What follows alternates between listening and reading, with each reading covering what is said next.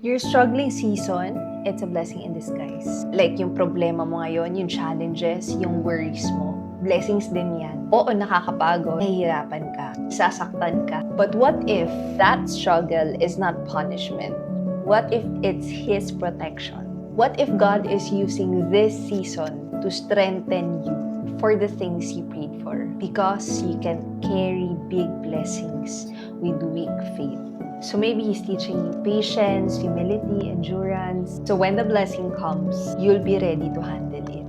Kaya mong alagaan, kaya mong isustain. So wag mong madaliin yung season mo ngayon. Because one day, you'll look back and realize the struggle was never wasted. It was the foundation of your growth.